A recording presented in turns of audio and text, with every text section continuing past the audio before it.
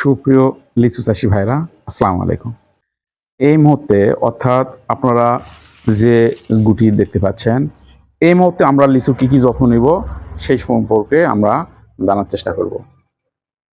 প্রাণীসেচ, গুটি ঝরা রোগ, ফাটা রোগ এবং ফল ছিদ্রকারী পোকা। তো চলুন আমরা বিস্তারিত আলোচনা করি। আপনারা দেখতে পাচ্ছেন, সর্বপ্রথমে আমরা যেটি করব প্রাণী সেচের ব্যবস্থাপনা।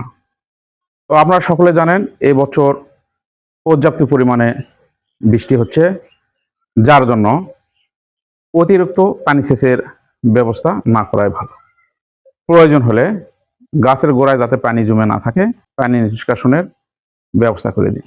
দ্বিতীয় যেটি হয়, এই মুহূর্তে আপনারা যে গুটি দেখতে পাচ্ছেন সেটি হচ্ছে লিচু ফাটা ও গুটি ধরা রোগ।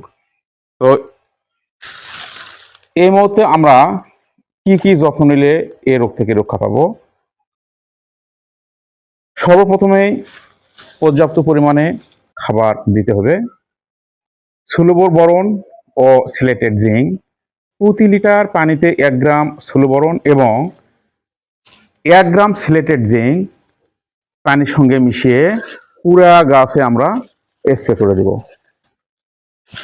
তাহলে আমরা এই রোগ থেকে রক্ষা পাবো। সাথে ভিটামিন জাতীয় যেমন ফলোরা ব্যবহার করতে পারি।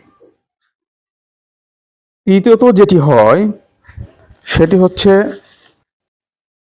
ফল ছিদ্রকারী পোকা। এই পোকা বিশেষ করে লিচুর এই গুটির এই গোড়ায় ছিদ্র করে ভিতরে ঢোকে এবং লিচুটি পোকা হয় এবং ঝরে পড়ার সম্ভাবনা থাকে। সেই ক্ষেত্রে আমরা যেটি করতে পারি সেটি হচ্ছে সাইপারমেথিন বা ল্যামডা অথবা সাইহ্যালোথ্রিন গ্রুপের কীটনাশক যেমন রিপকট বা কেরাটে ইউজ করতে পারি।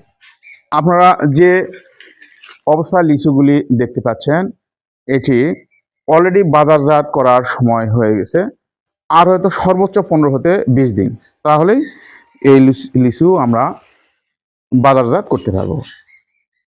সবসময় স্মরণ রাখতে হবে কীটনাশক ইউজ করার ক্ষেত্রে বাজারজাতের সর্বনিম্ন 15 দিন, অর্থাৎ আজকে যদি আমি স্প্রে করি তাহলে এখন থেকে 15 হতে 20 দিন পর আমাকে এই লিচুটা বাজারজাত করতে হবে, যাতে কীটনাশকের যে অ্যাকশন সেটি নষ্ট হয়ে যায়।